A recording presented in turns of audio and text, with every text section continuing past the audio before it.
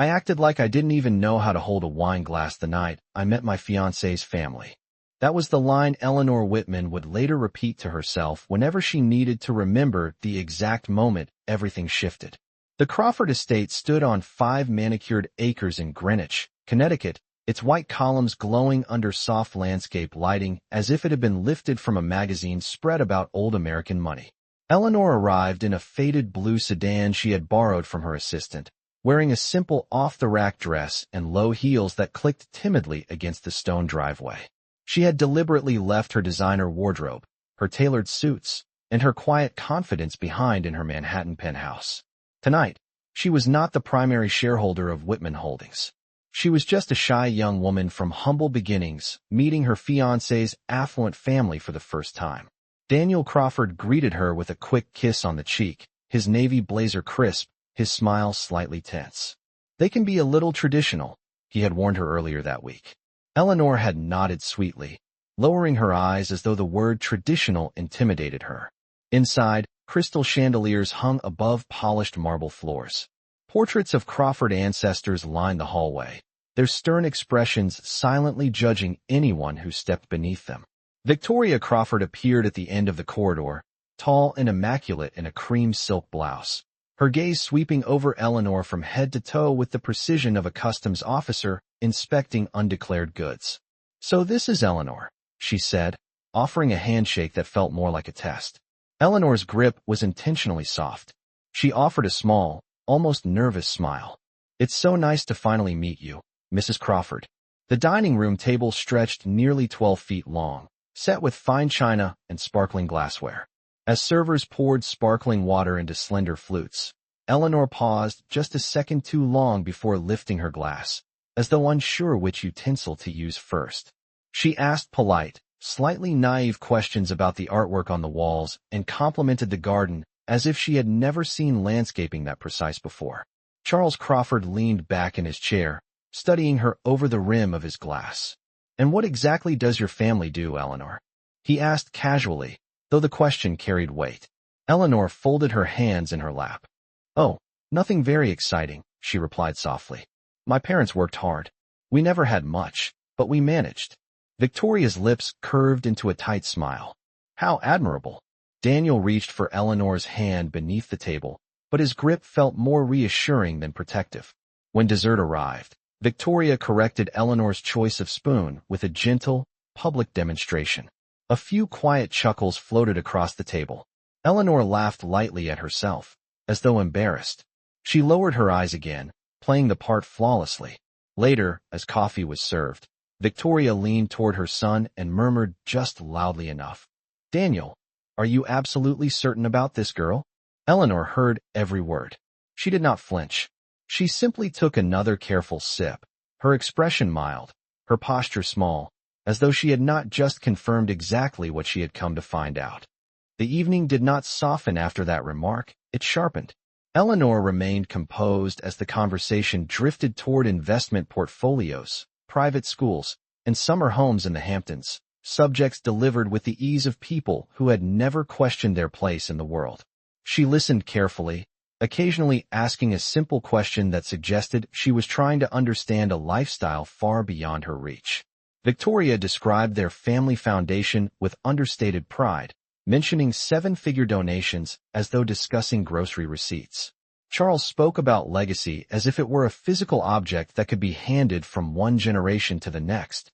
Eleanor tilted her head slightly, as though impressed, though she knew more about endowments and diversified assets than either of them realized. When the main course plates were cleared, Victoria folded her hands neatly on the table and shifted the conversation in a way that felt rehearsed. She spoke about the importance of protecting family wealth and maintaining standards. She mentioned how marriages should be built on trust, but also on prudence. The word prudence lingered in the air. Daniel cleared his throat and glanced at Eleanor with an apologetic half-smile. "My parents just want to make sure everything is secure," he said gently. Victoria nodded. "It is nothing personal, dear. It is simply how responsible families operate." Eleanor lowered her gaze again, letting her shoulders soften as though the conversation intimidated her. "Of course," she said quietly. "I understand." Charles then asked if she would be comfortable signing a prenuptial agreement before the engagement became official. He framed it as a formality, something any reasonable person would accept. Eleanor hesitated just long enough to make her uncertainty believable. She clasped her hands together, as though calculating what this meant for her future security. "If that is what makes everyone comfortable," she replied in a soft tone.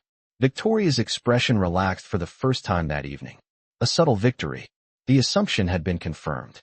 To them, Eleanor was grateful simply to be invited into their circle. As coffee cups were refilled, Victoria began recounting stories of Daniel's former relationships, each anecdote carefully emphasizing how fortunate Eleanor was to be chosen. Eleanor smiled politely, nodding as though unaware of the underlying message. Under the table, Daniel squeezed her hand again, this time with reassurance rather than pride. It was a small detail, but Eleanor felt it clearly. He was not defending her. He was calming her. There was a difference. When the evening finally ended, Daniel walked her to the borrowed sedan parked at the edge of the circular drive. "They will come around," he said, brushing a strand of hair from her face. Eleanor gave him a grateful smile, her eyes gentle, her voice warm. "I hope so." As she drove away, the grand estate shrinking in her rearview mirror, her posture straightened and her expression shifted.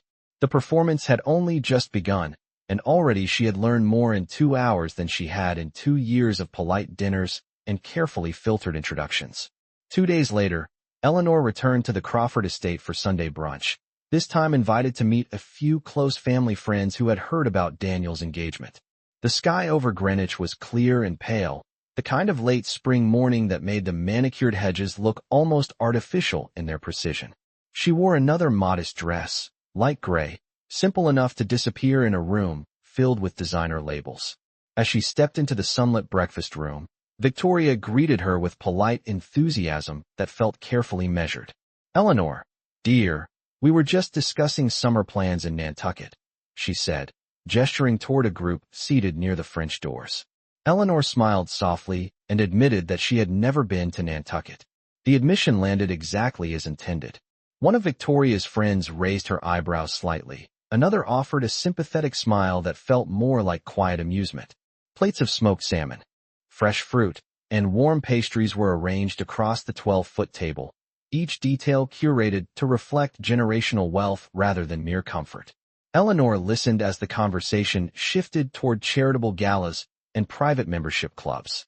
When asked about her career, she described it in vague, unassuming terms, saying she worked in administrative support and enjoyed keeping things organized.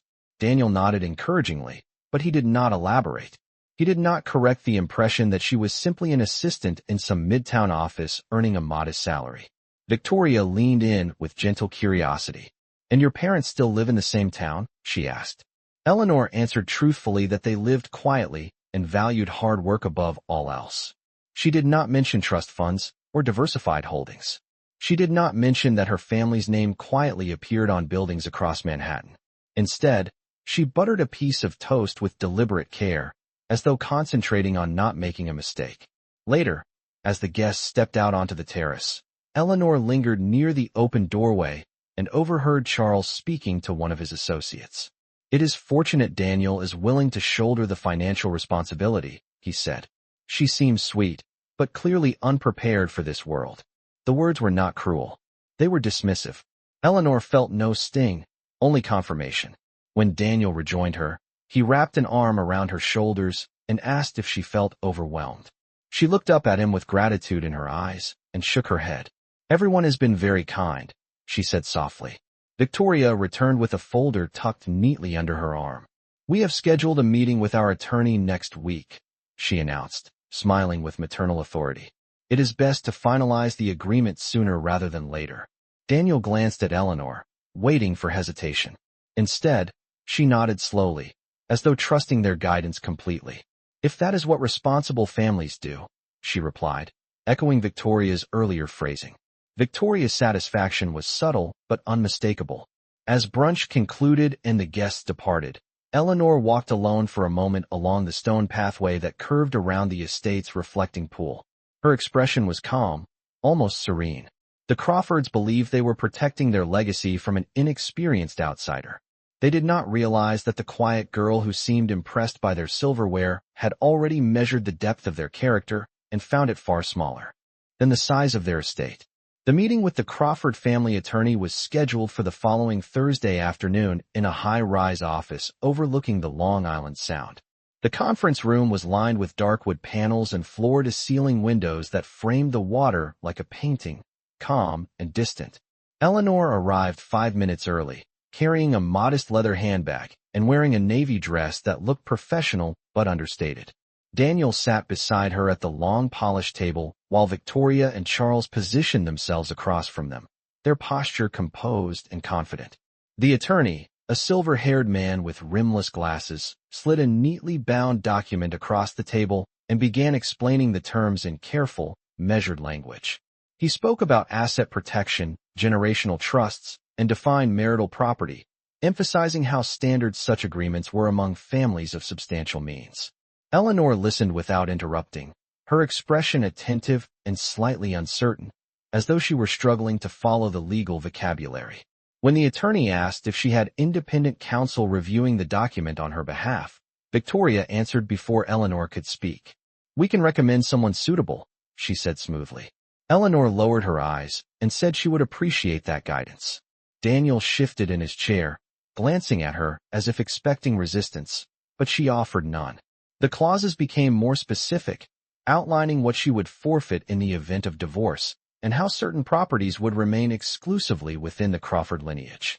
Charles leaned back, folding his hands with quiet satisfaction. "It is simply prudent," he repeated, echoing the theme that had framed every conversation since that first dinner. Eleanor asked one gentle question about what would happen if she chose to leave her career to support Daniel's philanthropic commitments. The attorney responded that adjustments could be negotiated, though the underlying structure would remain intact. Victoria smiled in approval at the word negotiated, as though compromise itself were a gift. When the final page was turned toward her, a sleek fountain pen resting on top, the room grew still. Eleanor picked up the pen carefully, studying her own name printed in elegant type. She paused just long enough to appear thoughtful, then signed with deliberate grace. Daniel exhaled softly, relief washing over his features. Victoria reached across the table and patted Eleanor's hand, as if congratulating her on passing an exam. "You see," she said warmly, "this is how trust is built." Eleanor returned the smile, small and compliant. As the meeting concluded and the others discussed celebratory dinner plans, she glanced out the window at the water stretching toward the horizon. Her reflection in the glass no longer looked timid. It looked observant. The agreement they believed would protect their fortune had just given her something far more valuable: absolute clarity. She slipped the duplicate copy of the document into her handbag, thanked the attorney for his time, and followed the Crawfords out of the office with quiet steps. They believed they had secured their legacy from an unpolished outsider. They did not realize that she had just secured something of her own. The days following the attorney meeting unfolded with a new layer of quiet performance. Daniel seemed lighter, almost celebratory, as if a hidden tension had been resolved. He spoke openly about future plans, about renovating a townhouse in Manhattan and hosting formal dinners for board members and foundation partners. Eleanor listened with attentive admiration, asking gentle questions about color palettes and guest lists, as though her world had always been small and she was grateful to be invited into something grand. Victoria called frequently, offering advice on etiquette and wardrobe, subtly reshaping Eleanor into what she considered an acceptable addition to the Crawford image. She suggested specific designers and recommended a stylist who understood our circle. Eleanor thanked her sincerely and promised to consider every suggestion. In private, however, Eleanor sat at the long glass table in her own penthouse overlooking Central Park, reviewing financial reports projected across a wall-mounted screen. Her assistant updated her on quarterly returns and ongoing negotiations involving commercial properties in Chicago and San Francisco. The numbers were solid, steady, and entirely independent of anything bearing the Crawford name. She instructed her legal team to quietly examine the prenuptial agreement she had signed, not to contest it, but to analyze its language. There was no urgency in her tone, only precision. Back in Greenwich, Victoria hosted a small luncheon to introduce Eleanor to a select group of longtime family friends.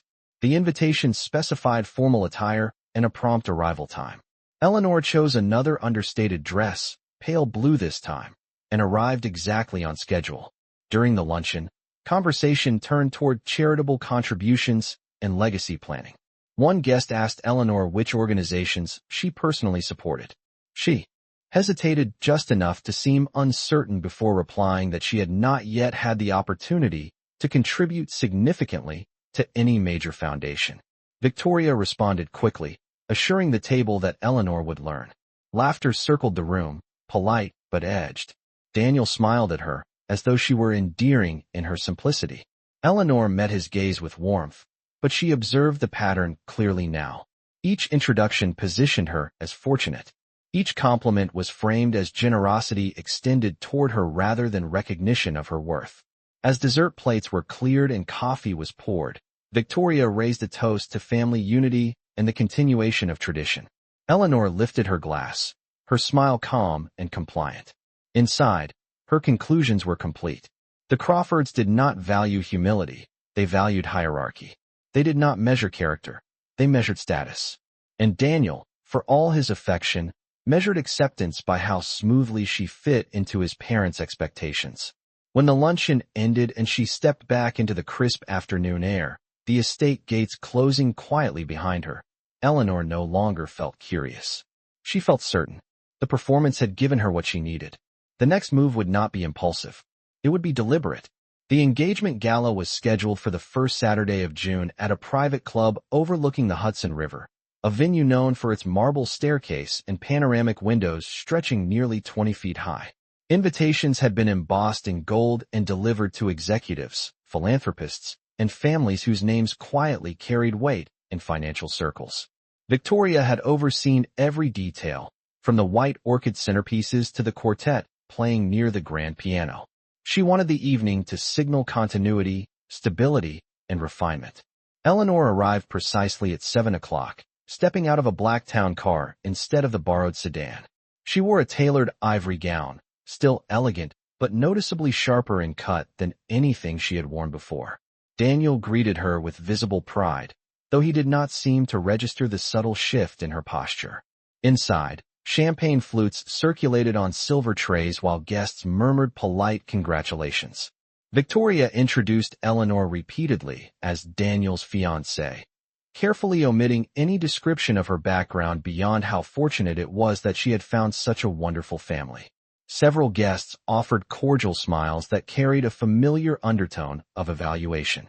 Eleanor accepted each handshake with measured warmth, allowing them to underestimate her once more. As dinner concluded and the band softened its music, Victoria stepped onto the small raised platform near the windows and tapped her glass gently for attention. She spoke about legacy, about the pride she felt welcoming someone new into their lineage. She described Eleanor as sincere and eager to learn, emphasizing how growth and guidance would shape her future within the Crawford circle. The room responded with light applause. Daniel squeezed Eleanor's hand, whispering that everything was perfect. When Victoria finished, she gestured for Eleanor to say a few words. A microphone was placed gently into her hand. The room quieted, expectant. Eleanor paused, scanning the faces before her, the polished marble floors reflecting crystal light beneath her heels. Her voice, when she began, was steady and clear. She thanked the Crawfords for their hospitality and for teaching her so much about tradition. She acknowledged how important it was to protect family wealth and uphold standards. Several guests nodded approvingly. Then she continued, her tone unchanged. She explained that she admired families who valued character above status, and partnerships built on mutual respect rather than hierarchy. A subtle stillness settled over the room. Victoria's smile tightened slightly. Eleanor spoke about how revealing it had been to experience life from the perspective of someone assumed to have very little. She mentioned that perspective had always been important to her own family as well, a family that had built its portfolio quietly over decades without relying on inherited titles. Murmurs rippled softly through the crowd. Daniel's grip on her hand loosened. Eleanor did not raise her voice, nor did she display triumph. She simply spoke with clarity. When she finished, The applause was polite but uncertain. The evening had not unfolded the way anyone expected. And for the first time, the Crawfords were no longer entirely in control of the narrative unfolding inside their own carefully curated walls. The silence after her speech did not break immediately. It stretched, thin and delicate, like crystal under pressure. Eleanor handed the microphone back with a calm smile and stepped down from the platform as though she had simply thanked everyone for attending. Daniel followed her toward the edge of the ballroom. His expression no longer relaxed. "What did you mean by that?" he asked quietly, keeping his tone controlled for the sake of nearby guests. Eleanor met his eyes without hesitation. "Exactly what I said," she replied gently. Across the room, Victoria was already speaking in low, urgent tones to Charles, both of them scanning the crowd as if trying to assess the damage to an invisible structure. Several guests had begun whispering. A man near the bar pulled out his phone, typing something quickly. Eleanor noticed the shift in energy with clinical clarity. For weeks, she had allowed herself to be framed as fortunate, inexperienced, grateful. Tonight, she was adjusting the frame. When dinner service resumed and the quartet returned to their music, Daniel led her toward a quieter corner near the terrace doors. "You did not have to imply anything about my family," he said, his voice measured but strained. Eleanor's expression remained warm, almost sympathetic. "I did not imply," she answered softly. "I observed." Daniel ran a hand through his hair, glancing back at his parents. "You know they were only trying to protect what they built." Eleanor nodded. "Of course, and I respect that. Protection is important." She paused just long enough to let her next words settle with precision. "So is perspective." Before he could respond, one of the older guests approached them, extending his hand toward Eleanor with renewed interest. "Whitman," he said slowly, studying her face more closely. "As in Whitman Holdings?" The question hovered in the air between them. Daniel's posture stiffened. Eleanor did not flinch. "Yes," she replied evenly. "That would be my family." The man's eyebrows lifted in recognition. "I have seen your name attached to several development projects downtown." His tone had changed entirely. It was no longer indulgent. It was respectful. Within minutes, two more guests joined the conversation, asking thoughtful questions about market expansion and philanthropic initiatives. Eleanor answered with clarity and confidence, no longer softening her vocabulary or minimizing her knowledge. Daniel stood beside her, silent now, absorbing information he had never bothered to ask about. Across the ballroom, Victoria's composed smile faded as she watched the circle around Eleanor grow. Charles approached cautiously, offering a handshake that carried a different weight than before. "I was not aware," he began, his voice careful. Eleanor accepted his hand, her grip steady. "You did not ask," she replied with quiet courtesy. There was no accusation in her tone, only fact. The dynamic had shifted without a raised voice, without spectacle. The Crawfords had assumed hierarchy. They had assumed advantage. And now, under the same crystal chandeliers that had once reflected their certainty, they were facing something unfamiliar, a quality they had not granted, but could no longer ignore. The town car carried Eleanor south along the river, the city lights reflecting in long silver lines across the dark water. Inside the quiet interior, she sat upright, her expression composed, her breathing steady. She did not replay the gasps or the stunned silence from the ballroom. She did not question her decision. By the time the car crossed into Manhattan and turned toward Central Park, the evening already felt complete. The next morning, financial news blogs and society columns carried subtle references to the engagement that had ended before the cake was served. No scandal, no accusations, just quiet curiosity about a merger that had never materialized. Whitman Holdings was mentioned with renewed interest, its portfolio suddenly a topic of polite speculation among those who had previously overlooked it. Eleanor arrived at her office just after 8 o'clock, the glass doors opening into a space defined by clean lines and understated authority. Her executive team stood as she entered the conference room, ready to discuss pending developments in Boston and Seattle. She listened, asked direct questions, and approved a proposal for a mixed-use project without hesitation. There was no trace of uncertainty in her voice now. Across the state line in Connecticut, the Crawford estate remained exactly as it had always been, but the atmosphere inside had shifted. Victoria spent the morning fielding calls, her tone carefully neutral. Charles reviewed market reports with unusual intensity. Daniel sent 3 messages before noon, each one more personal than the last. Eleanor read them during a break between meetings. He wrote about misunderstanding, about pride, about how none of it had mattered to him. She responded once, briefly. Respect should not require revelation. She did not elaborate. By late afternoon, she stood alone by the window of her penthouse, looking down at Fifth Avenue where taxis moved in orderly lines below. The city did not care about private humiliations or quiet awakenings. It rewarded clarity.